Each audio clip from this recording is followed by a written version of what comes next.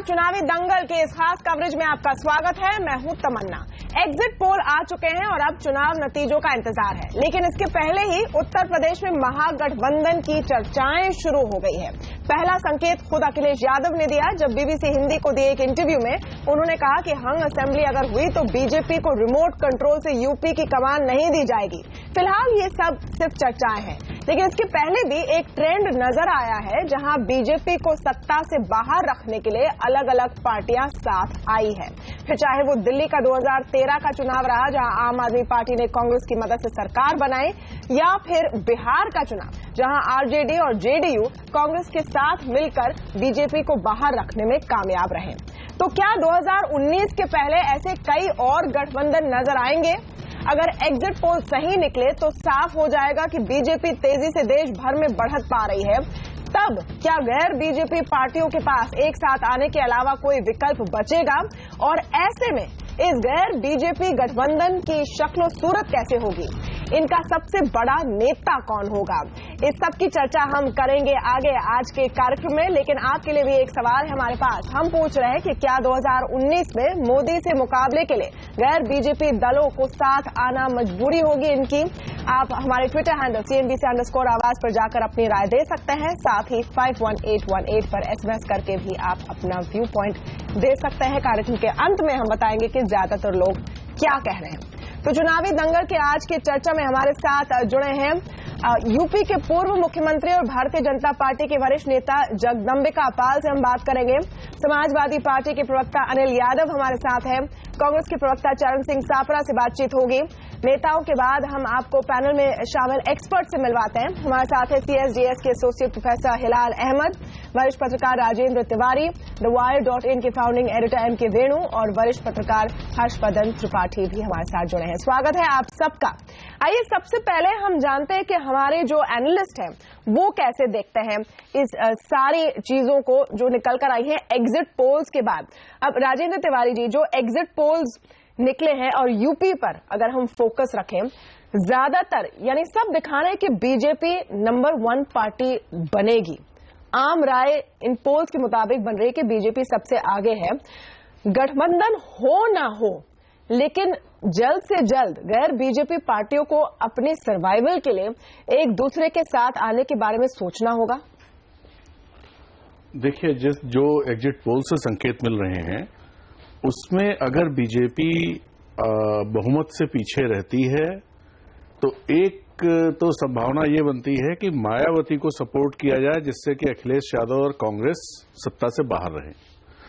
दूसरी संभावना ये बनती है कि भाजपा को बाहर रखने के लिए कि मायावती और अखिलेश यादव के बीच में कोई गठबंधन हो, जो मुझे थोड़ा इसकी संभावना कम लगती है। मुझे ज्यादा संभावना इस बात की लगती है कि अगर बीजेपी 160, 170, 80 कुछ आई और मायावती 60, 65, 80 कुछ आती हैं, तो मायावती को चीफ मिनिस्टर बनाने को बीजेपी तैयार रहेगी, जिससे कि कांग्रेस और समाजवादी पार्टी बाहर रहे। तो मुझे ऐसा नहीं लगता है कि जो अखिलेश यादव ने कहा है इतना आसान है कि अखिलेश यादव और मायावती एक साथ आ जाएंगे। लेकिन आप देखिए कि कैसे पुश आ रहा है इसके लिए दूसरी पार्टियों से जो इस चुनाव में डायरेक्टली इन्वॉल्व भी नहीं थे, चाहे वो जेडीयू हो या टीएमसी हो या आरजेडी हो। वेणु जी, ये सारी पार्टियां अब एक सेक्युलर फ्रंट की बात कर रही हैं कि सेक्युलर पार्टियों का कर्तव्य है कि वो साथ में। और इनफैक्ट टाइम्स ऑफ इंडिया को एक इंटरव्यू में अखिलेश ने ये कहा भी कि कम्युनल ताकतों को रोकने के लिए ये जिम्मेदारी है सेक्युलर पार्टियों की कि वो साथ आए। देखिए, ये बात तो तय है कि बीजेपी आज की तारीख में एक पोल पोजीशन पे आ गई है, जो कांग्रेस हुआ करती थी 1970s में, जब एंटी कांग्रेसिज्म जब इस देश में होता था। तो ये बड़ी इंटरेस्टिंग बात है। जब हम बिहार इलेक्शन में थे तो हमने नीतीश कुमार जी का एक इंटरव्यू किया था, तो उन्होंने एक बड़ी इंटरेस्टिंग बात बोली कि जो लोहियावादी, जो लोहियाइट्स जो थे और लोहिया की जो बिलीव करने वाले जो पार्टियां थी, वो एंटी कांग्रेस को इस्टेब्लिशमेंट मान के चलती थी और उसी के तहत एंटी कांग्रेसिज्म का एक बड़ा मूवमेंट चला। तो वो कह रहे हैं कि अब इस्टेब्लिशमेंट बीजेपी हो गई है। उन्होंने साफ तौर से बोला कि अब और सब पार्टियों को बीजेपी के खिलाफ एक ऑपोजिशन यूनिटी करनी चाहिए। और अभी रिसेंटली एक चिदम्बरम साहब की किताब के रिलीज में नीतीश जी ने एक और इंटरेस्टिंग बात बोली। उसने बोला कि मोदी हमेशा एजेंडा सेट किए जा रहे हैं, आप ऑपोजिशन को अपने प्रोग्राम लाने चाहिए और 90% टाइम अपने एजेंडा पे चलना चाहिए और 10% रिएक्ट करना चाहिए, नहीं तो अभी सब रिएक्ट ही कर रहे हैं। तो इन सब बातों को देख के मुझे लगता है, और यूपी में मैंने सुना कि लालू जी यूपी में काफी उनकी भी थोड़ी बहुत लोगों से बात कर रहे हैं और कोशिश कर रहे हैं कि मायावती और ये अखिलेश कुछ खबरें ऐसे भी आ रही है कि गुलाम नबी आजाद ने मुझे बात की है। एक और छोटी सी बात जो राजेंद्र तिवारी जी बोल रहे थे, वो उससे मैं थोड़ा सा हटके मैं कुछ कहना चाहता हूं। आज के तारीख में मायावती बीजेपी का सपोर्ट नहीं लेगी, क्योंकि बीजेपी, मायावती को पता है कि बीजेपी उसके दलित बेस को कैनिबलाइज करने की कोशिश में है और Mayawati will have more comfort dealing with Akhilesh, not necessarily Mulayam. Mulayam से तो उनका बहुत टेंशन होता था, अखिलेश का जो पर्सनालिटी है उसमें मेरे को उसको ज्यादा कंफर्ट होगा उनको। नहीं, और जो बुआ जी और बबुआ के जोड़ी जो राजेंद्र जी कह रहे हैं कि नहीं हो सकता, आप याद कीजिए हर्षवर्धन जी कि बिहार के चुनाव के अगर आप 6, 8, 10 महीने पहले देखें तो आरजेडी और जेडीयू का साथ आना भी तब उतना ही नामुमकिन लग रहा था। बिल्कुल नहीं, लेकिन दरअसल दोनों में बड़ा मूलभूत फर्क है। लालू प्रसाद यादव की राजनीति की एक तरह से कहें कि उनकी स्थिति खत्म हो चुकी थी, वो मरणासन्न थे राजनीतिक तौर पे, क्योंकि वो अपराधी घोषित किए गए, आरोपी से अपराधी बन गए, तो वो चुनाव लड़ नहीं सकते थे और उनको पता था कि उनके जो संततियां हैं, जो बेटे बेटियां हैं, वो उस स्थिति में नहीं थे कि नीतीश कुमार के कद के आसपास भी खड़े होते। और जहां पे वो चले गए थे तो उनको चाहिए था कि नीतीश कुमार को समर्थन दें, और जो उन्होंने बहुत सलीके से, मानना चाहिए कि भारतीय राजनीति में कुछ लोगों ने जो इस तरह से वापसी की है तो उसमें लालू यादव सबसे ऊपर होंगे। यहां की जो स्थिति है कि क्या अखिलेश यादव ये मानकर कि उनका राजनीति कभी बहुत लंबा सफर है, क्या मायावती को मुख्यमंत्री बना देंगे, और मायावती को मुख्यमंत्री बनाने के साथ एक जो बड़ी चीज होनी है कि क्या दोनों के बीच में जो एक साझा वोट बैंक है, जिसको मुस्लिम वोट बैंक कहते हैं, उसको कौन खींचेगा, क्योंकि दोनों की मुश्किल यही है। दोनों का समर्थन काशीराम और मुलायम सिंह यादव भी जब मिले थे तो कोई अलग होने के पीछे और कोई वजह नहीं थी। सबसे बड़ी वजह यही थी उत्तर प्रदेश में कि जिस राज्य में सबसे ज्यादा मुस्लिम पॉपुलेशन है और वो पॉपुलेशन दो पार्टियों के बेस वोट यादव और दलित से मिल रही थी, उसमें किसकी तरफ ज्यादा जा रही थी, जो मुलायम सिंह यादव 50 से 60% हमेशा ले जाते रहे। तो क्या अखिलेश यादव नए वोट बैंक के साथ नई राजनीति करेंगे? और मुझे लगता है कि अगर वो ये करने में कामयाब रहे तो मैं निजी तौर पे मानता हूं कि अखिलेश यादव इस देश में अपोजिशन का सबसे भरोसेमंद चेहरा हो सकते हैं, क्योंकि नीतीश के साथ एक मुश्किल हो चुकी है कि भाजपा के साथ वो पहले रहे, अभी भी कभी कभी थोड़ा सा वो केसरिया होने लगते हैं बीच बीच में, तो ये मुश्किल है।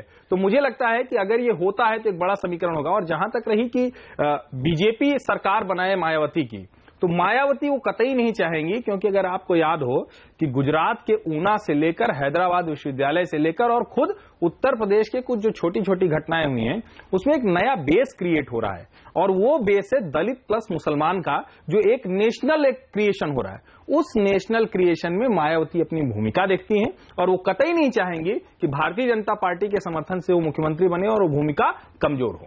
ये सिर्फ मायावती के केस में नहीं है, और हिलाल अहमद, ये सारे जो विश्लेषण है इस आधार पर हो रहे हैं कि जो एग्जिट पोल आए हुए हैं वो लगभग उसी तरह के निकल कर आएंगे, जहां पर बीएसपी का जो बेस है वो कम हुआ है और Bharatiya Janata party number 1 party ज्यादातर पोल में नजर आ रही है। उस आधार पर क्या एक सर्वाइवल के लिए अब बीएसपी को ऐसे विकल्प देखने पड़ेंगे जो पहले वो नहीं देखना चाह रहे थे, और पुराने जो अपने फॉल्ट लाइन्स हैं उनको भूल कर पार्टियों को एक साथ आने पड़ेंगे?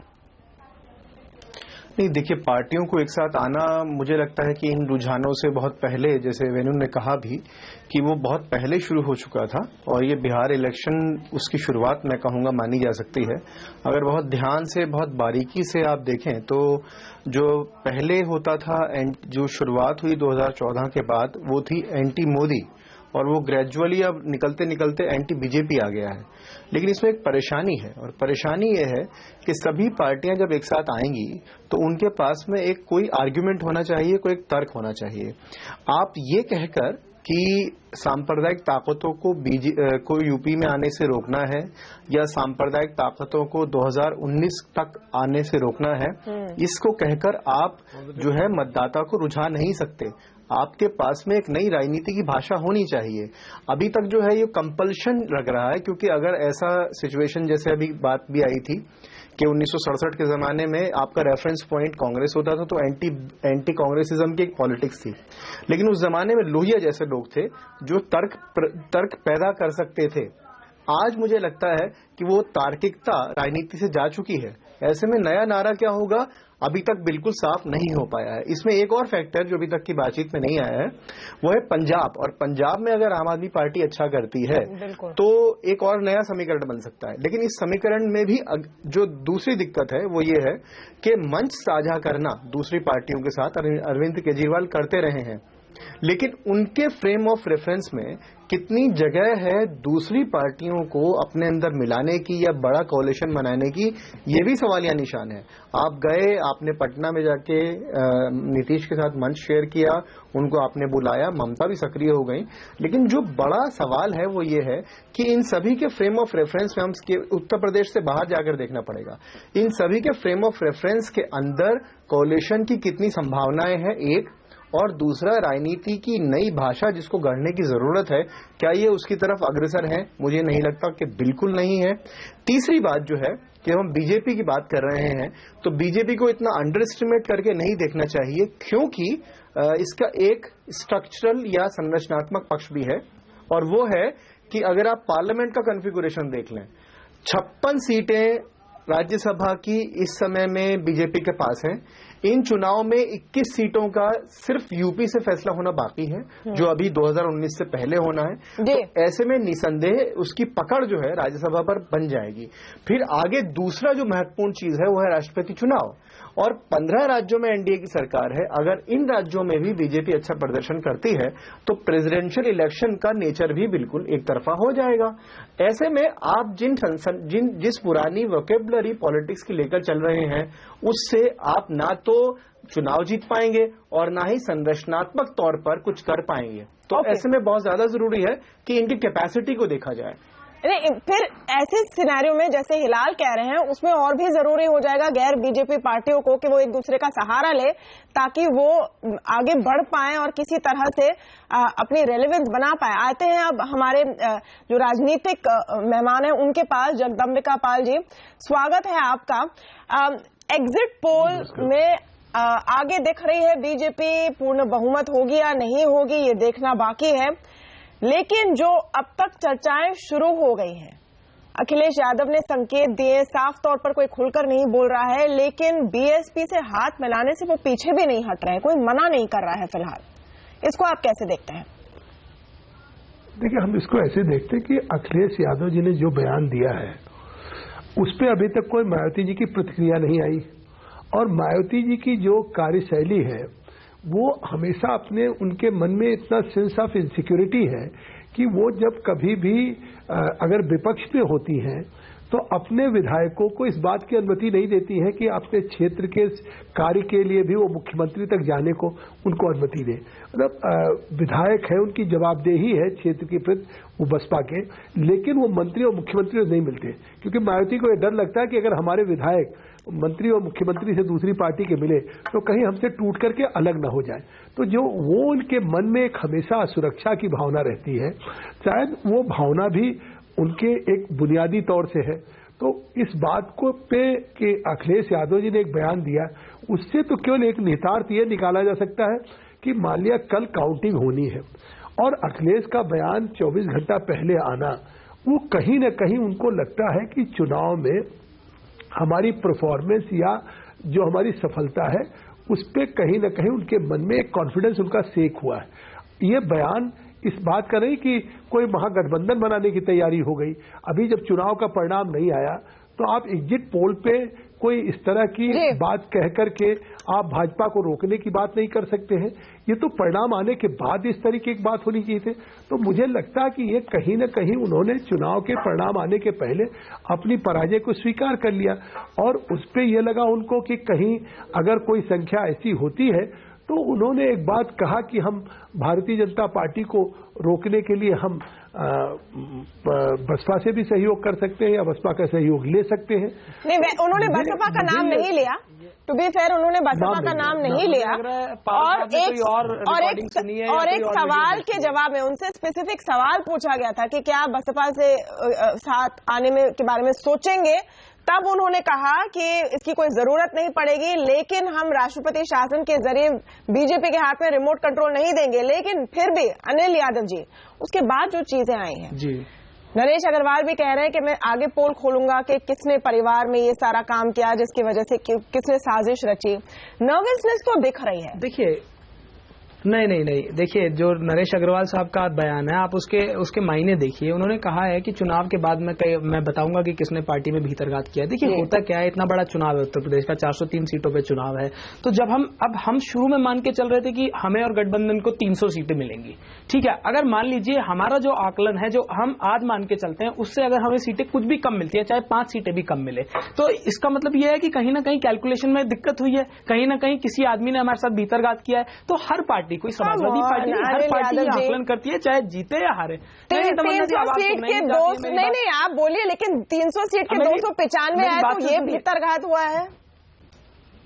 नहीं होता नहीं। देखिए मेरी बात सुनिए, आपकी किसी भी पॉलिटिकल पार्टी की हार एक भी सीट पर उसके लिए मायने रखती है। हमेशा किसी भी आप राजनीतिक व्यक्ति से पूछेंगे, हर सीट का बाद में ये देखा जाता है कि कहां क्या कमी रही, हर किसी की समीक्षा होती है और ये देखा जाता है कि कौन लोग थे, क्योंकि होता है ये पार्टी में, ये कोई नया ऐसा नहीं कि सिर्फ सपा में, हर पार्टियों में। अब देखिए आप देख लेंगे, गोरखपुर की अगर हम बात कर लें तो योगी आदित्यनाथ जी और जो दूसरे राधा कृष्णा जी हैं, उनका देख लीजिए, सबको जग जाहिर है वो सब बातें। तो ऐसा नहीं मैं पाल साहब के या इनकी पार्टी के बारे में नहीं कह रहा हूं, मैं एक जनरल पॉलिटिकल व्यू दे रहा हूं। नहीं, but Anil Yadav ji, general political view में नतीजों के आने के पहले भीतरघात का कैसे दिख रहा है आपको? सीट में के 300 के 295 आएंगे या 110 आएंगे या 160 आएंगे? मतलब आप ये एडवांस प्लानिंग हो गई है, तो उसमें नर्वसनेस है या नहीं? और उसमें चरणजीत सिंह सापरा जी, फिलहाल जो एनालिसिस चल रही है कि सारा जो लॉस हो रहा है इस गठबंधन को, उसके पीछे कांग्रेस को जितनी सीटें गई और जितना विश्वास डाला गया, वो एक बड़ा कारण है। ज्यादा सीटें आप लोगों को मिल गई, 105 सीटें आप लोगों को मिल गई, और उसकी वजह से एग्जिट पोल इस तरह के रुझान दिखा रहे। फिर हम कह रहे हैं कि सिर्फ एग्जिट पोल है, ये नतीजे नहीं है, लेकिन उस संदर्भ में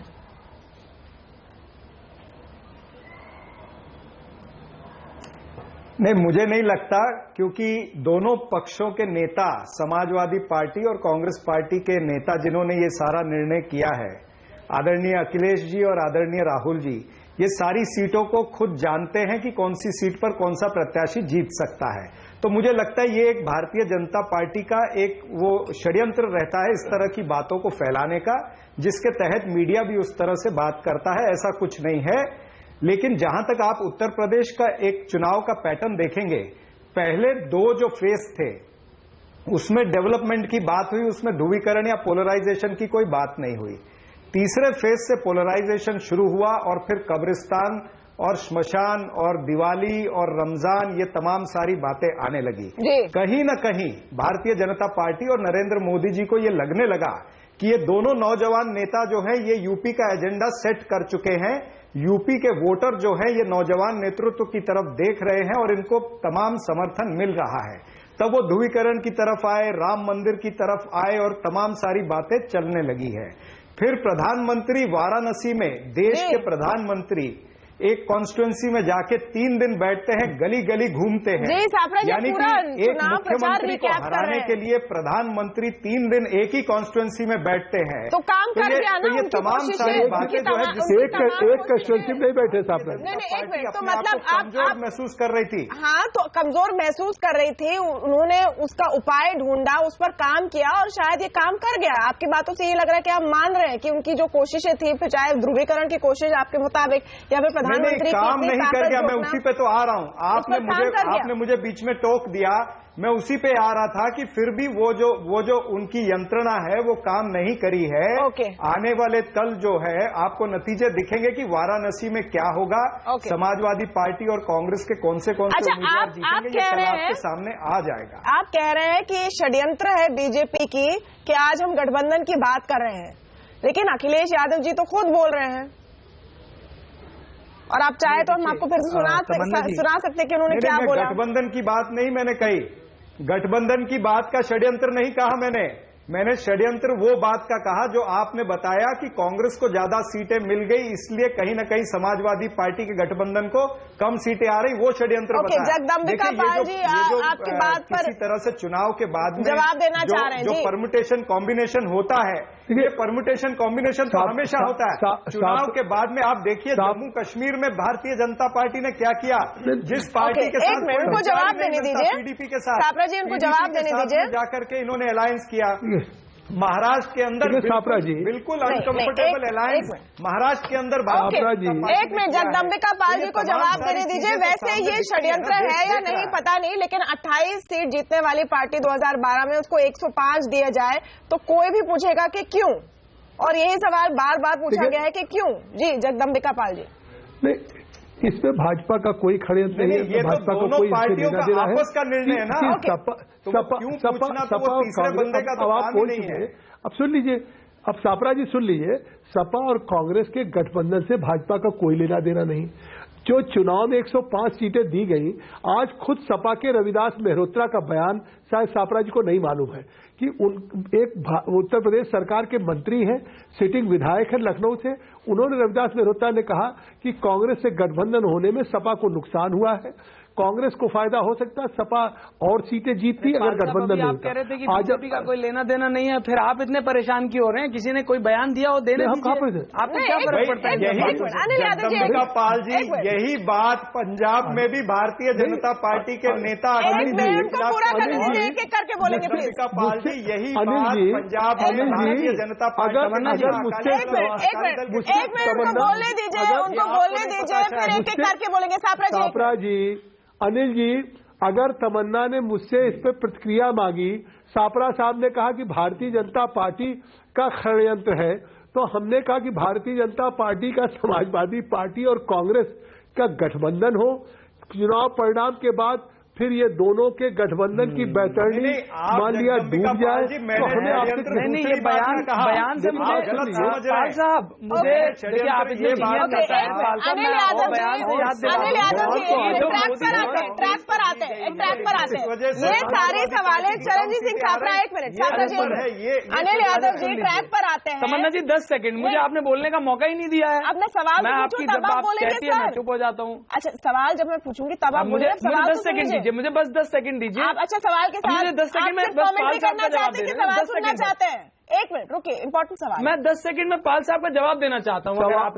मेरा जवाब दीजिए ना, मुझसे पूछा था, मेरा जवाब दीजिए। मेरा सवाल ये है आपसे अनिल यादव जी कि जब कांग्रेस के साथ आपके गठबंधन का अनाउंसमेंट हुआ था, मुझे बहुत साफ तौर पर याद है कि यही सवाल समाजवादी पार्टी के अनेक प्रवक्ता जो हमारे कार्यक्रम में आते हैं उनसे पूछा गया कि आप इनको 105 सीट क्यों दे रहे हैं, और तब जवाब में ये भी आता था कि ये 2019 की तैयारी है, इसको एक चुनाव तक सीमित मत समझे।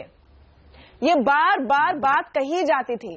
तो क्या वाकई ये 2019 की तैयारी है, और अगर 2019 की तैयारी करनी है तो इस फॉर्मूला में और पार्टियां नजर आती हैं, बहन मायावती भी नजर आती हैं? देखिए तमन्ना जी, इस सवाल का जवाब मुझे लगता है कि किसी और को कुछ कहने की जरूरत ही नहीं है, क्योंकि खुद मुख्यमंत्री जी ने इसका जवाब दिया था और कई बार दिया। उन्होंने कहा कि जब दोस्ती करते हैं किसी से तो दिल बड़ा रखते हैं, और दूसरी बात कि उत्तर प्रदेश को जो 5 साल में जो विकास हुआ है उसको और बढ़ाने के लिए और तेजी से करने के लिए ही समाजवादी पार्टी ने कांग्रेस से गठबंधन किया है। अब आप देखेंगे, देखिए आज आप इसलिए इतनी सब बातें कह रही हैं क्योंकि एग्जिट पोल कल ही आए हैं, पर मैं देखिए जहां तक एग्जिट पोल की बात है, मैं समझता हूं कि मैं उस पर कोई क्वेश्चन नहीं लगा रहा हूं, पर आपने जो एग्जिट पोल निकाला है वो आपके फैक्टर्स रहे होंगे। हम लोग आज भी यही बात कह रहे हैं कि देखिए कुछ चंद घंटों बाद हमें पता चल जाएगा कि किसने कैसा किया है, पर हम आज भी यही कह रहे हैं कि कल जब रिजल्ट आएगा तो जो गठबंधन यहाँ उत्तर प्रदेश में हुआ है इसकी सरकार आपको दिखेगी।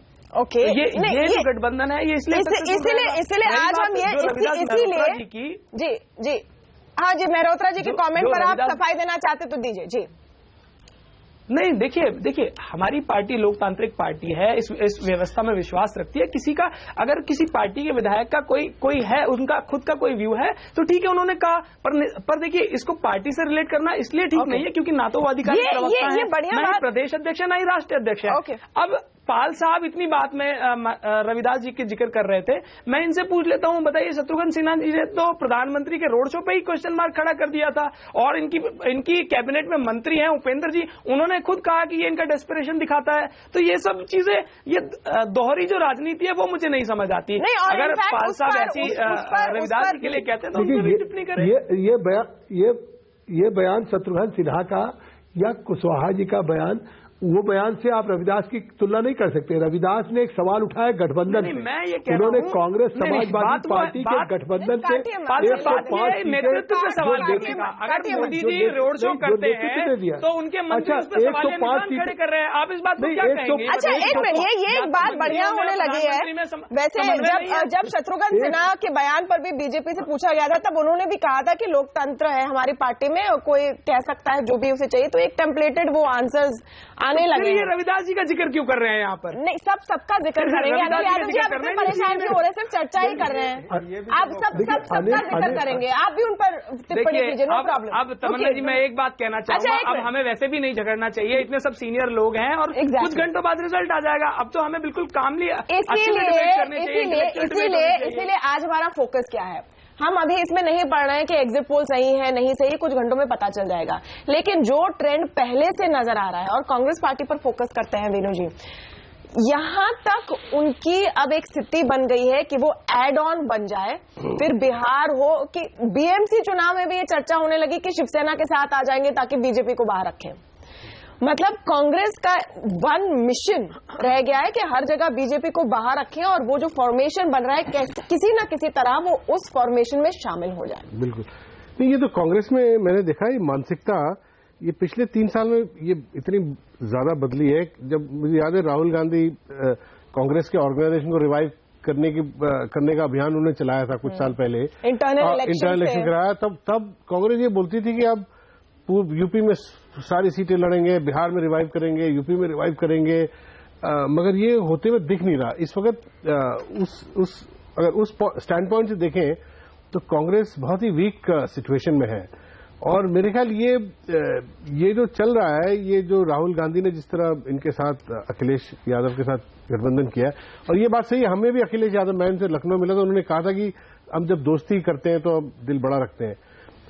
अब इसको मैं सिर्फ एक ही पर्सपेक्टिव से देख सकता हूं कि एक broader opposition unity Modi ji के खिलाफ तैयार हो रही है। Modi is in poll position, Indira Gandhi की तरह है, जो इंदिरा गांधी इस तरह 70s में हुआ करती थी, तो वो सिचुएशन है। तो कांग्रेस की पॉलिटिक्स अब उस तरफ उस डायरेक्शन में चल पड़ी है अभी। तो जी हर्षवर्धन जी, तो सर्वाइवल की फाइट फिर सिर्फ कांग्रेस की है। अब देखिए, अब हम ऑल इंडिया पिक्चर दे रहे हैं तो नवीन पटनायक जी, जिनको बड़े पसंद आते थे मोदी जी, वो उड़ीसा के लोकल इलेक्शंस के बाद वो भी सोचने लगे कि बीजेपी एक पूरे एक्सपेंशन मोड में इस कदर है कि वहां पर भी घुस रही है जहां पहले उनका अस्तित्व नहीं था। इन सारे पार्टियों को कोई ना कोई स्ट्रेटेजी सोचनी पड़ेगी। बट लोकल इलेक्शन को इतना तवज्जो नहीं देनी चाहिए। लेकिन वो उनका पैनिक तो दिखा उसके बाद। मुझे इस पे थोड़ा सा मैं वेणु जी की बात से बिल्कुल असहमत हूं। असहमत होने की वजह है, दरअसल उड़ीसा वो राज्य था जहां भारतीय जनता पार्टी ने एक समय में अपनी जगह बनानी शुरू कर दी थी, लेकिन नवीन पटनायक, जिनके बारे में ये कहा जाता था कि अमेरिका से पढ़ के आए हैं, उड़िया तक नहीं जानते हैं, वो कुछ बोल भी नहीं पाते हैं, लोगों से कनेक्ट नहीं कर पाते हैं, उस मुख्यमंत्री ने अपने राज्य को समझ लिया और जितनी भी पार्टियां थी, बीजेपी, कांग्रेस, सबको किनारे कर दिया। अगर उस जगह में कालाहांडी, मलकानगिरी और इस तरह के जिलों में 3/4 बीजेपी जीत रही है, तो इसका मतलब कि ग्राउंड पे कुछ काम कर रही है, तो उसको खारिज करना ठीक नहीं होगा। लेकिन मैं कांग्रेस पे आता हूं। मुझे लगता है कि जब ये इलेक्शन शुरू होने वाला था और जब राहुल गांधी किसान मांग पत्र लेकर पूरे प्रदेश में यात्रा कर रहे थे, देवरिया से दिल्ली जो खाट यात्रा चली थी, और अगर एक तरह से कहें कि उत्तर प्रदेश में लंबे समय के बाद कांग्रेस के नेताओं के कुर्ते के कलफ फिर से ठीक हो गए थे। 403 विधानसभा में से 105 से बहुत ज्यादा, ये जो बार बार ये सवाल आ रहा है क्या समाजवादी पार्टी ने ज्यादा सीटें दे दी, मैं इसको एकदम गलत मानता हूं। कांग्रेस का वर्कर रिवाइव हो रहा था। 150 सीटें ऐसी थी जहां जो 2 दशक पहले छात्र राजनीति से निकले हुए लोग थे, जिनको राहुल गांधी ने सीधे सेलेक्ट किया था और वो चुनाव की तैयारी कर चुके थे। लेकिन जब अचानक खुद राहुल गांधी डिरेल हो गए, जंतर मंतर पर पहुंचे और जो किसानों का जो भाषण था वो दूसरी तरफ चला गया, और जिसको फिर हम कहेंगे कि मोदी ने वो एजेंडा ड्राइव कर दिया, वहीं से राहुल गांधी की वीकनेस दिखी। और अखिलेश के परिवार का झगड़ा इतना बड़ा हो गया था कि अखिलेश यादव को एक और चेहरा चाहिए था जो दोनों मिलके यूपी, और उसमें कामयाब रहे। अखिलेश यादव की बड़ी कामयाबी कि हर कोई कह रहा है कि कांग्रेस को ज्यादा मिल गया, ऐसा नहीं मैं मानता। कांग्रेस का बड़ा नुकसान हुआ, ऑर्गेनाइजेशन के लेवल पर जो तैयारी थी, जो रिवाइवल होना था, उस पर बड़ा नुकसान हुआ। और अब उसका नेता दोबारा कैसे तैयारी कर पाएगा, जो 300 सीट तो थी ही नहीं ना। आप दूसरी तरफ से देखें तो राष्ट्रीय पार्टी 300 सीटों पे उसका झंडा भी नहीं। ये जो केमिस्ट्री जेल नहीं हो पाई दोनों पार्टियों की, उसने अपोजिशन यूनिटी को अभी कितना नुकसान किया है पता नहीं, लेकिन नतीजों के बाद अगर इस तरह की बात होगी, जो होगी ही होगी, दोनों एक दूसरे को कहेंगे, तो मुझे लगता है कि तब ज्यादा बड़ा नुकसान होगा। तब कैसे राहुल गांधी और अखिलेश यादव चलेंगे, ये सबसे बड़ी बात होगी। थोड़ा बिग पिक्चर ये है कि आज आप सबको देख लीजिए, नीतीश कुमार, राहुल गांधी, अखिलेश यादव, इवन मायावती भी, इनका अभी एक बड़ा प्लान, ऑब्जेक्टिव ये है कि जो एंटी बीजेपी वोट है, जो फ्रैगमेंट हो रहा है, उसको बचाया जाए। एग्जैक्टली ये बस एक ही प्लान है इनका। 2019 तक मेरे ख्याल से यही प्लान चलेगा। नहीं तो इस प्लान में फिर कौन कहां पर खड़ा है, क्योंकि इनसिक्योरिटी हर जगह हो रही है। हिलाल, हम अभी बात कर रहे थे उड़ीसा की, लेकिन ममता बनर्जी इतनी सक्रिय क्यों हो गई है? और अब नोटबंदी में हमने देखा कि अरविंद केजरीवाल के साथ वो किस तरह से नेशनल प्लेटफॉर्म पर आई, क्योंकि बंगाल में भी, लोकल इलेक्शंस में भी और तरह तरह की जगहों पर बीजेपी धीरे धीरे अपनी जगह बना रही है, जहां पर उनका उस हद तक अस्तित्व नहीं था। वो ज्यादा बड़ी थ्रेट नजर आ रही है कई सारी पार्टियों को। नहीं, बिल्कुल। देखिए, यहाँ पर एक बात जो अभी हर्षवर्धन जी कह रहे थे, मैं उसको आगे बढ़ाऊंगा, और वो ये है कि अगर आप बंगाल, झारखंड, बिहार और उड़ीसा यहाँ देखें, तो ये काम जो बीजेपी का पेनिट्रेशन है आरएसएस के जरिए, वो आज का नहीं है। तकरीबन कोई 10 साल से लगातार बहुत अच्छी तरीके का ग्राउंड वर्क हुआ है। तो उसका उससे सीधी खलबली जो है वो इन राज्यों में जो इस्टेब्लिश पॉलिटिकल पार्टीज हैं उनमें होती है। भले ही बंगाल के अंदर ये हो गया हो कि ममता बनर्जी की सरकार हो, लेकिन उनकी 2 चीजें उनको भी समझ में आती हैं। एक कि अगर जिस तरह का पेनिट्रेशन ईस्ट इंडिया में बीजेपी का हो रहा है, वो उनके लिए भी अपने राज्य में एक चुनौती बनेगा। तो उसके लिए बेहतर यह है कि उसको 2 फ्रंट पर रोका जाए। एक फ्रंट कि आप अपने यहाँ पर उसको कैसे अपने वोटर को कंसोलिडेट करें, और दूसरा एक लार्जर नेशनल कोalition बनाएं। परेशानी जो मुझे लग रही है इस बातचीत में वो ये है, जो अभी वेणु की बात में से मैं बिल्कुल सहमत हूं कि कांग्रेस को, क्योंकि अभी तक का जो हमारे सामने मॉडल है वो ये है कि एक नेशनल पार्टी को कोalition को लीड करना पड़ता है। नेशनल पार्टी एक रेफरेंस बनती है जिसके अंदर रीजनल पार्टीज आके मर्ज होती चली जाती हैं। लेकिन कांग्रेस क्योंकि वो रोल प्ले करने की स्थिति में नहीं है, ऐसे में जो रीजनल पार्टीज हैं वो किस तरह से अपने आप को कंसोलिडेट करेंगी, ये देखना बड़ा दिलचस्प होगा। लेकिन इसकी कोई क्लियर पिक्चर अभी तक हमारे सामने नहीं आ रही है। दूसरी अहम बात जो मैं पहले भी कह रहा था, और वो बहुत ही जरूरी है उस पर बात करना, कि अगर आप नेताओं के भाषण, खासतौर से जो अभी उत्तर प्रदेश के चुनाव प्रचार में हमने सुने, उसमें लफाजी है, उसमें एक दूसरे पर कटाक्ष हैं, उसमें पुराने नारे हैं, लेकिन तर्क नहीं है। अगर आप सभी मैनिफेस्टोज का तुलनात्मक अध्ययन भी कर लें, तब भी आपको बहुत इधर उधर चीजें नजर नहीं, इधर उधर के मतलब अपनी कोर कंस्टिट्यूएंसी को अप्रोच करने के अलावा आपको कोई सब्सटेंशियल चीज नजर आ जाए, मुझे कम से कम लगता है कि वैसा नहीं है। तो जब तक आपके पास आप बैठकर उसको सोचेंगे नहीं, तब तक आप जो है, क्योंकि आपको ये तो मानना पड़ेगा कि मोदी जी की स्ट्रैटेजी है, मोदी जी का परफॉर्मेंस है, और मोदी का अपना व्यक्तित्व इतना बड़ा उन्होंने कर लिया है कि अब आप उसको बिल्कुल नजरअंदाज कर नहीं सकते बिना किसी तर्क के। अब आप जो है राहुल जी अच्छे, अखिलेश जी खराब और इस तरह की बातें, या बबुआ बुआ, इस तरह की राजनीति देखिए वोटर को समझ में नहीं आती है। देश की आर्थिक हालात बहुत खराब है। ऐसे में अगर आपने उन आर्थिक हालात को नया नारा नहीं दिया तो फिर आप भूल जाइए 2019 का इलेक्शन। नहीं, कौन से आर्थिक हालात को आप नारा देंगे? क्योंकि राजेंद्र जी, नोटबंदी की बड़ी बात हो रही थी यूपी चुनाव के पहले। अगर हम माने कि एग्जिट पोल सही है तो एक बात दिखाई देगी कि नोटबंदी का बुरा असर तो पड़ा ही नहीं, उल्टा शायद उनको फायदा हुआ है। तो किस आर्थिक नारे की बात कर रहे हैं हिलाल अहमद, जिस पर सारी पार्टियां एक साथ आ सकते हैं? फिलहाल एक ही नारा है कि सेक्युलर फोर्सेस को एक साथ आना है, कम्युनल पार्टी से बचाना है। देखिए, मेरा मानना तो ये है कि जैसा अहमद साहब ने बोला कि सारे पॉलिटिकल पार्टीज या नेता जो विपक्ष में हैं वो सारे डिस्क्रेडिटेड हैं, उनकी कोई भी ऐसा नैरेटिव वो नहीं दे पा रहे हैं जो जनता के बीच चल सके। और दूसरी तरफ प्रधानमंत्री मोदी कुछ ऐसी चीजों पर भी लोग उसमें विश्वास करते हैं जिस पर उनको लगता है कि अच्छा ही कर रहे होंगे, ये जो बोल रहे हैं वो अच्छा ही बोल रहे हैं, इसलिए अगर थोड़ा कष्ट भी होता है तो ठीक है। तो जो नोटबंदी का मामला रहा वो इस तरह का रहा, और उसका इम्पैक्ट आपने मुंबई के चुनाव में या महाराष्ट्र के चुनाव में, उड़ीसा के चुनाव में अगर उसे जोड़ें तो देखा जा सकता है। लेकिन मैं इन सारी चीजों को दूसरी तरह से देख रहा हूं। मैं इस तरह से देख पा रहा हूं कि आने वाले दिनों में जो अपोजिशन फोर्सेस का रीअलाइनमेंट होने वाला है, 3 तरह के पावरफुल नेता हैं इसमें। एक नवीन पटनायक और नीतीश कुमार, दूसरा कैटेगरी आती है ममता और राजद लालू प्रसाद या उनका बेटा तेजस्वी, समाजवादी पार्टी और बसपा, और तीसरा है अरविंद केजरीवाल। पहले 2 जो नवीन और नीतीश हैं, इनके बारे में हम ये नहीं कह सकते कि क्या ये अपोजिशन यूनिटी के पिवोटल पॉइंट बनेंगे या बनना चाहेंगे या दूसरी तरफ जाना चाहेंगे, इस बारे में हम अभी कुछ नहीं कह सकते। लेकिन ये जो ममता और लालू जी और समाजवादी पार्टी और बसपा है, लेकिन ये चारों नेता ममता को छोड़ करके ये तीनों पार्टियां अभी भी डिस्क्रेडिटेड हैं। बिहार में अगर जीते हैं तो उसके बहुत सारे अलग तरह के इक्वेशंस थे, और नीतीश कुमार का चेहरा था जो एक क्रेडिबल नेता का चेहरा है। मुझे ये लग रहा है कि आने वाले दिनों में अरविंद केजरीवाल अगर पंजाब में इलेक्शन जीतते हैं तो आने वाले दिनों में सेंट्रल पॉइंट वो होंगे, और बाकी पॉलिटिकल फोर्सेज को, पॉलिटिकल पार्टीज को अपने को एडजस्ट करना ही पड़ेगा।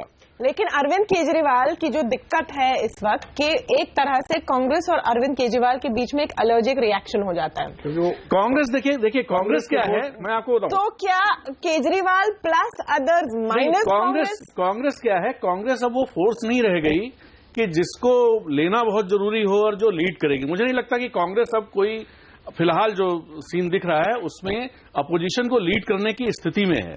ना उनके पास कोई ऐसा नेता है और ना उस पार्टी की वो स्ट्रेंथ रह गई है। तो नया लीडर तो नया निकलेगा और नई पार्टी कोई लीड करेगी। हाँ, कांग्रेस अगर इस दौरान अपने को री इन्वेंट कर ले, कोई नया नेता ले आए। आप एक माइनस कांग्रेस गैर एंटी बीजेपी फॉर्मेशन देख रहे हैं? नहीं, माइनस कांग्रेस फॉर्मेशन न तो हुआ है न होगा, ये मैं 100% कहता हूँ। नहीं, मैं माइनस कांग्रेस नहीं कह रहा हूँ। भारतीय राजनीति का जो लीडिंग पोजीशन में नहीं होगी। हाँ, लेकिन जो भारतीय राजनीति का अपना चरित्र है, वहां किसी भी क्षेत्रीय पहचान वाले नेता के साथ अपोजिशन यूनिटी हो या फिर सत्ता के नजदीक पहुंचने की, वो ना आज तक हो पाया है और ना होगा। यहां एक जो बड़ी चीज है जो मुझे अभी याद आया तो मैं उसका जिक्र करता हूं। जब आपातकाल का आंदोलन था, जब इंदिरा गांधी के खिलाफ, जब वो इतनी बड़ी ताकत थी कि कोई कल्पना नहीं कर सकता था, और तब इस तरह का कोई मोमेंटम नहीं चला सकता था, सोशल मीडिया नहीं था, मीडिया नहीं था। उस वक्त देश में एक क्रेडिबल फेस की जरूरत थी। जब उस वक्त जनसंघ के नेता थे नानाजी देशमुख से ये सारे आज के नेता जो अब नहीं रहे, अब तो मोदी जी आ गए हैं, उस वक्त जब ये जरूरत पड़ी कि एक क्रेडिबल फेस चाहिए, तो नानाजी देशमुख मनाने चले गए जयप्रकाश नारायण को। उस वक्त ये सारे लोग जो समाजवादी राजनीति के लोग हैं, ये सब छात्र राजनीति में थे जो निकल रहे थे। उस समय का जो ये कहें कि अपने आप को पीछे रखकर किसी एक चेहरे को, और जेपी की उस वक्त उम्र बहुत हो गई थी, वो बुजुर्ग थे, और ये स्थिति हो गई थी कि लगता था क्या वो भी आंदोलन में आ सकते हैं। और जब दिल्ली एयरपोर्ट पर उनको ढेर सारे नवयुवकों ने रिसीव किया तो उनको लगा कि हाँ, इस आंदोलन में दम है। तो क्या भारतीय राजनीति की जो क्षेत्रीय पहचान वाले नेता हैं, उनमें से किसी में ये ताकत है कि वो अपनी महत्वाकांक्षा छोड़ के किसी एक चेहरे को तय करे कि हम इसको नेता बनाएंगे? और अगर नहीं कर रहे हैं तो अपोजिशन यूनिटी फिलहाल मुझे नहीं दिखती। ऑपोजिशन यूनिटी उस हद तक नोटबंदी में भी नहीं दिखाई दी। क्या इसका फायदा बीजेपी को मिला? इस पर हम चर्चा आगे जारी रखेंगे, इस एक सवाल के साथ कि अगर एग्जिट पोल, सारे एग्जिट पोल गलत निकले तब क्या स्थिति बन रही है आगे विपक्ष के लिए? इस पर हम आएंगे एक छोटे से ब्रेक के बाद। जाएगा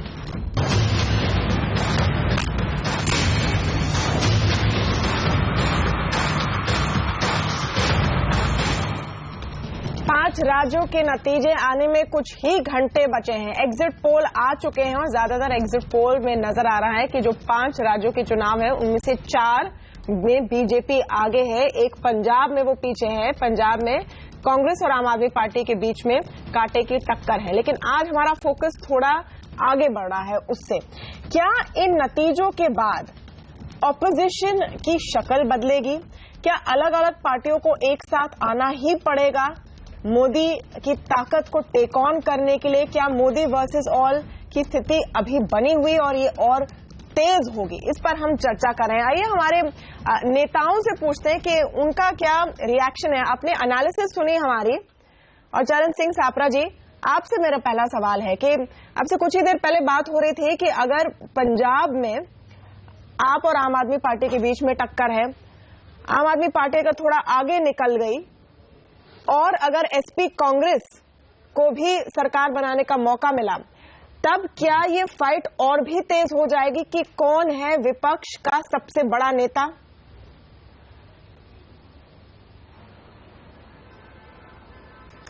जी बिल्कुल, देखिए जितने भी सर्वे होते हैं ये निश्चित रूप से नहीं है कि वो सर्वे जो है वो सब सही होते हैं।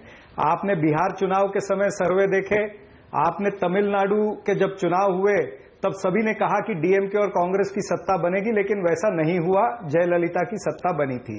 तो जरूरी नहीं है कि ये जो आकलन अभी लगाया जा रहा है, जो सर्वे के नतीजे दिख रहे हैं, ये कल सच होगा, ऐसा नहीं है। और अगर ये सच नहीं होता है तो निश्चित रूप से कांग्रेस जो है वो एक ताकत बन के उभरेगी। फिर चाहे उत्तर प्रदेश में हम अखिलेश जी के साथ हैं, उत्तराखंड के अंदर भी आपके 3 सर्वे ने तो बताया है कि कांटे की टक्कर है, तो वहां पर भी कांग्रेस को निश्चित रूप से एडवांटेज है, क्योंकि कांग्रेस के वो लोग बीजेपी में गए जिनके ऊपर भ्रष्टाचार के आरोप थे, बहुगुणा जैसे और हरक सिंह रावत जैसे। उसी तरह से जो मणिपुर में चुनाव हुआ है वहां पर इबोबी सिंह जो है वो बहुत मजबूत है और उन्होंने काम किया है। तो सक्षम रूप से काम करने वाले व्यक्ति को जनता जरूर चुनती है। तो इसी तरह से पंजाब के अंदर आपको पता है कि कुछ आपके जो सर्वे हैं वो ये बता रहे हैं कि कांग्रेस पार्टी को 60 तक सीटें भी आ सकती हैं। तो निश्चित रूप से मैं ये कहना चाहूंगा कि पंजाब के अंदर कांग्रेस कहीं भी 65 और 75 के बीच आएगी। ये जो सभी सर्वे कह रहे हैं कि आम आदमी पार्टी कहीं आगे चली जाएगी, ऐसा कुछ नहीं होगा, क्योंकि उसके बहुत से कारण हैं। नहीं, मैं सर्वे की बात नहीं कर रही हूँ, मैं सवाल पूछ रही हूँ सर्वे के आगे। ये सवाल उठा था कि मुख्यमंत्री कौन होगा, आम आदमी पार्टी का मुख्यमंत्री कौन होगा, वो धरती पुत्र होगा, पंजाब का पुत्र होगा या बाहर का होगा। सर्वे के नतीजों के बाद क्या विपक्ष में कौन है और मोदी के फिनोमिनन को टक्कर देने वाला कौन नजर आ रहा है? जगदम्बिका पाल जी से मैं पूछती हूँ, क्योंकि आप लोग स्ट्रेटेजाइज करते हो, आपके मुताबिक सबसे बड़ा राइवल कौन नजर आ रहा है? मोदी के फिनोमिनन को टक्कर देने के लिए सभी पार्टियां जो साथ में आपको दिख रही वो रहेंगी, लेकिन उसमें कांग्रेस बाहर कल के चुनाव परिणाम के बाद बोल रहे थे। मुझे लगता है कि कल के चुनाव परिणाम के बाद तस्वीर साफ हो जाएगी। एक प्रयोग हुआ है, कांग्रेस और सपा का गठबंधन हुआ है। ये भी सही अनिल यादव जी कह रहे हैं कि अखिलेश यादव ने बड़ा दिल करके गठबंधन किया और कहा कि ये गठबंधन आज के लिए नहीं 2019 के लिए है। लेकिन तमन्ना जी, अगर एग्जिट पोल के जो परिणाम आ रहे हैं, अगर यही परिणाम कल मतगणना में भी आए तो मुझे लगता है कि फिर कांग्रेस पार्टी के साथ अखिलेश यादव को 100 बार सोचना पड़ेगा। नहीं, जगदम्बिका पाल जी, चर्चा ये हो रही है कि अगर कल विपरीत परिणाम आए, ये जो सर्वे में दिख रहे हैं इससे विपरीत अगर परिणाम आते हैं, उससे कोई सवाल पूछती है भारतीय जनता पार्टी के जवाब नंबर 1 कौन है? जगदम्बिका पाल जी, मुझे जवाब तो दे दीजिए। अगर सर्वे के हिसाब से परिणाम आते हैं, ज्यादा खतरा कहाँ से नजर आ रहा है? इस पे तो चर्चा हो गई। एक मिनट सापरा जी, क्लियर में करती हूँ सवाल, अगर कोई कंफ्यूजन रहा आपके लिए। जगदम्बिका पाल जी और फिर मैं अनिल यादव आपके पास आती हूँ। आपके लिए खतरा नंबर 1 कौन नजर आ रहा है? क्या आम आदमी पार्टी है? क्योंकि ऐसे भी खबरें आ रही थी कि बीजेपी के लोग ये चाहते हैं कि वो हारे तो हारे, लेकिन आप किसी तरह से बाहर रहे, कांग्रेस आ जाएगी तो चलेगा। कौन है खतरा नंबर 1? नहीं, आप तमन्ना जी इस बात को, भारतीय जनता पार्टी आप पार्टी को कहीं कोई संज्ञान में ही नहीं लेती। आज दिल्ली में आप पार्टी का या आम पार्टी की क्या परफॉर्मेंस है, आप आने वाले जो चुनाव म्युनिसिपल कॉर्पोरेशन के होने जा रहे हैं उसमें परिणाम आ जाएगा। तो मुझे लगता है कि आप पार्टी की जो परफॉर्मेंस दिल्ली में, उससे उनकी उल्टी गिनती शुरू हो गई है। और कांग्रेस पार्टी को भी बिहार में नीतीश लालू के साथ जाना पड़ा, आज अखिलेश यादव जी का दामन पकड़ना पड़ा। और आप देखिए इनका जो पहले राज्यों में प्रभाव था, एक एक करके हमारे पास आ रहा है। में आपको पीडीपी के साथ जाना पड़ा, महाराष्ट्र के शिवसेना के साथ जाना पड़ा, लेकिन जगदम्बिका पाल जी जाना एक मिनट वेणु जी, एक सवाल पूछना चाहते हैं जगदम्बिका पाल से, सुन लीजिए। अरे जिसके साथ पीडीपी के साथ आपके विचार नहीं मिलती है, विचारधारा अलग है। पूछ लीजिए वेणु जी। जो अफजल गुरु की फांसी को, ओके एक मिनट सापरा जी, एक सवाल सुन लीजिए। वेणु जी जगदम्बिका पाल जी से एक सवाल सुनना चाहते हैं, सुन लीजिए जी। जगदम्बिका पाल जी, आप कांग्रेस पार्टी में थे और आपने बीजेपी अभी हाल ही में ज्वाइन किया 2014 से पहले, तो आपको कांग्रेस पार्टी में जो आप थे, आपका क्या अनुभव रहा कि पार्टी ऑर्गेनाइजेशन जब थे तब आपको लगता था कि रिवाइव करके एक पूरी तरह उभर के एक बड़े ऑपोजिशन पार्टी के तौर पे आएगी? नहीं, एक बहुत अच्छा सवाल आपने पूछा। कांग्रेस पार्टी में मैं था और बड़े लंबे समय तक था। मैंने इंदिरा गांधी के कार्यकाल से लेकर राहुल गांधी का कार्यकाल देखा है। मैं 28 साल विधायक था, 8 साल से मैं मेंबर ऑफ पार्लियामेंट था। आप यकीन करिए, सापरा बैठे हैं अभी यूथ कांग्रेस के निकले हुए मूवमेंट से हैं। मतलब राहुल गांधी आए, जो यूथ कांग्रेस एक बड़ी फाइटिंग फोर्स थी, एनएसयूआई की बड़ी फाइटिंग फोर्स थी, उसका उन्होंने कौन सा एक्सपेरिमेंट किया कि यूथ कांग्रेस में चुनाव होगा, जो सबसे अधिक वोट पाएगा वो अध्यक्ष हो जाएगा, जो उससे कम पाएगा उपाध्यक्ष हो जाएगा, महामंत्री हो जाएगा। तो फिर यूथ कांग्रेस के अध्यक्ष की कोई कैप्टनसी या उसकी टीम में उसकी बात को कोई मानता ही नहीं था।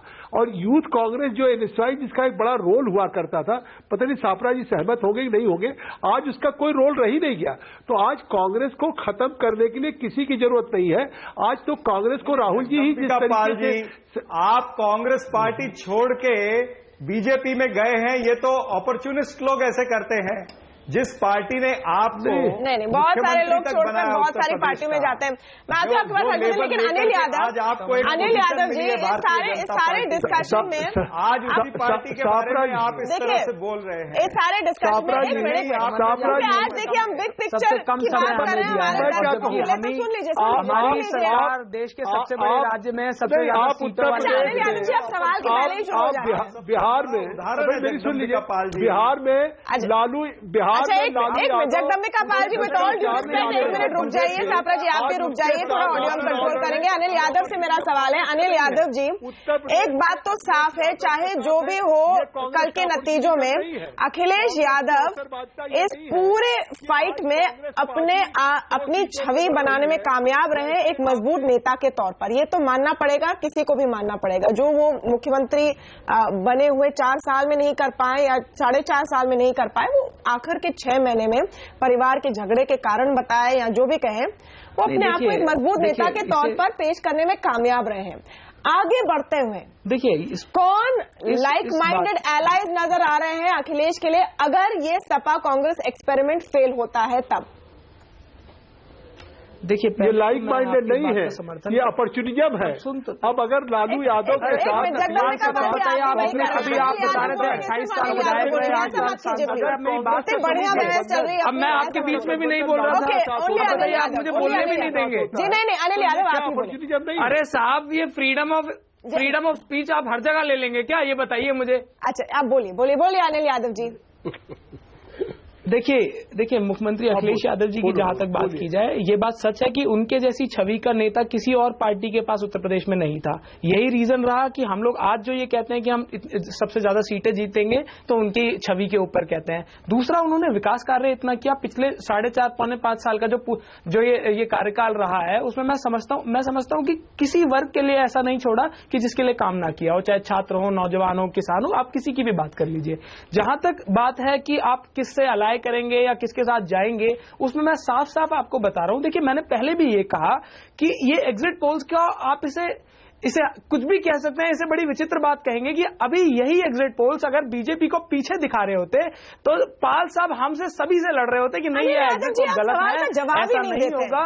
यही दिक्कत है। मैं कुछ और पूछ रही हूँ, आप किसी और मैं आपकी बात का ही जवाब दे रहा हूँ। नहीं, मैं पूछ रही हूँ कि लाइक माइंडेड एलाइज कौन नजर आ रहे हैं? क्या उस लिस्ट में अरविंद केजरीवाल हैं? क्या ममता बनर्जी हैं? इस सवाल पे हम तब आते।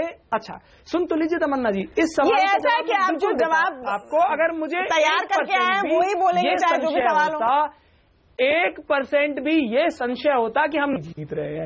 मैं आपको आज विश्वास दिला रहा हूं। देखिए एक बात बताइए, अभी तो कुछ घंटों का समय है, मुझे कल मैं यूपी के संदर्भ में नहीं बोल रही हूँ, मैं बिग पिक्चर 2019 के संदर्भ में पूछ रही हूँ। आप शायद वो बात देखिए आप समझ नहीं पा रहे। हिलाल अहमद ओवरऑल पिक्चर में कौन सबसे मजबूत नेता? Sorry sir, I have to come back to you. Hilal Ahmad overall picture में सबसे मजबूत नेता कौन नजर आ रहे हैं? मैं इस बात का जवाब देना चाहूंगा, मैं नहीं सुन पाया आपकी जी। हिलाल अहमद जी। नहीं तमन्ना, मैं आपकी बात सुन नहीं पाया, आप रिपीट करेंगी? मजबूत नेता ऑपोजिशन में सबसे मजबूत नेता इस वक्त कौन नजर आ रहे हैं, और क्या कल के परिणामों से तय होगा कि कौन उस तरह के पोल पोजीशन में है? एक पॉइंट जिस पर सब एक साथ आए। नहीं देखिए, यहाँ पर हम ये उम्मीद कर सकते हैं अगर वाकई में आम आदमी पार्टी अपने आप को ओपन अप करती है पंजाब में अच्छा प्रदर्शन करने के बाद, तो अरविंद केजरीवाल का जो उनकी जो छवि है, ईमानदार नेता वाली जो छवि उन्होंने अपनी बनाई है, वो एक कारगर चीज हो सकती है। इसके साथ ही साथ मैं यहाँ ये भी इसमें जोड़ना चाहूंगा कि मोदी फिनोमिना को बीजेपी जितना सेलिब्रेट कर रही है, दरअसल ये उनके लिए भी इतना अच्छा है नहीं। क्यों? क्योंकि जैसे ही अरविंद, अगर आप करें पर्सनैलिटी बेस्ड अगर चुनाव मान लीजिए होने भी लगे, मैं ये बात इसलिए ला रहा हूं कि मेरी नजर में अरविंद केजरीवाल अगर ओपन अप हो, अगर उनमें कोalition बनाने की क्षमता जागे और वो बना भी पाए, तो ये एक नया ट्रेंड निसंदेह हो जाएगा। लेकिन जो मोदी फिनोमिना है वो उतना ही खतरनाक बीजेपी के लिए भी है, क्योंकि केंद्रीकरण की प्रवृत्ति से बीजेपी ग्रस्त होने वाली है। ठीक है, केवल ये कह देना कि आप छोटे से छोटे चुनाव में भी मोदी के नाम पर वोट लेने जाएंगे, हर जगह आप वोट मोदी को मिल रहे हैं, बीजेपी को नहीं। ये एक अलग प्रॉब्लम है। लेकिन हर्षवर्धन जी, इस बात वाला फंडा कामयाब इसलिए नहीं होगा। इस वक्त अगर मोदी इक्वल टू बीजेपी और बीजेपी इक्वल टू मोदी, ये मानकर भी हम चले, तब भी सामने कौन खड़ा है? मैं दरअसल मैं भी जब बात सुन रहा था हिलाल की और जो अनिल यादव बार बार कह रहे हैं, तो मुझे दो बड़ी इंटरेस्टिंग सिचुएशन दिख रही हैं। अगर ये हो जाए, एक तो ये हो जाए कि फिर से सब एग्जिट पोल खत्म हो जाए, उल्टे हो जाए, शीर्षासन हो जाए, और अखिलेश यादव और राहुल गांधी, ये यूपी के दोनों लड़के कमाल कर जाएं, तो मुझे लगता है कि अखिलेश यादव एक बड़े नेता के तौर पर उभरेंगे। जो आपने सवाल किया था कि अगर स्थिति उलटती है। एक दूसरी जो चीज है कि पंजाब में अगर अरविंद केजरीवाल जीतते हैं और अरविंद केजरीवाल ये साबित करें कि वो दिल्ली का मुख्यमंत्री मनीष सिसोदिया को बनाते हैं, पंजाब में किसी वहां के व्यक्ति को मुख्यमंत्री बनाते हैं, एक आम आदमी पार्टी के राष्ट्रीय संयोजक के तौर पर देश के एक नेता की तरह मूव करना शुरू करते हैं, तो मुझे लगता है कि अरविंद केजरीवाल एक इतना बेहतर विकल्प बन सकते हैं। क्योंकि मोदी के पर्सनालिटी की अगर बात करेंगे तो समर्थक विरोधी में वही एक नेता है जो खड़ा होता हुआ। 10 सेकंड बचे हैं। केजरीवाल बनाम गांधी, राहुल गांधी। नहीं, मैं त्रिपाठी जी बोल रहे हैं, मैं उससे सहमत हूँ। अखिलेश यादव अगर नंबर 2 पे भी आए, और जिस तरह का मैंने उनका कैंपेन देखा, जिस तरह डिम्पल यादव का जो छवि जो उनकी है, ये और कांग्रेस अगर इनके साथ सस्टेन रिलेशनशिप बनाए, तो ये एक विकल्प है अखिलेश यादव। 3 नेता दिख रहे हैं मुझे, एक केजरीवाल, दूसरा अखिलेश यादव, तीसरा जिसका किसी ने नाम नहीं लिया है तेजस्वी यादव। तेजस्वी यादव, यस। और आने वाले दिनों में ये कुछ इस तरह का बनेगा। ओके, तो ये लेकिन ज्यादा बड़ा दाम लगा रहे हैं। ये कई सारे विकल्प नजर आ रहे हैं। मोदी वर्सेस ऑल के इस फाइट में, के ऑल में कौन कौन दिखेंगे? हमने आपसे पूछा था कि क्या गठबंधन बनाने की मजबूरी हो जाएगी गैर बीजेपी पार्टियों के लिए? 86% मानते हैं हाँ। ज्यादा क्लियर पिक्चर आएगी कल कि उस गठबंधन की शक्लो सूरत कैसे होगी, लेकिन सबको एक साथ आना पड़ेगा, ये तो लगभग इस वक्त तय ही लग रहा है। बहुत बहुत शुक्रिया आप सबका आज हमारे साथ इस खास कार्यक्रम में जुड़ने के लिए। नमस्कार।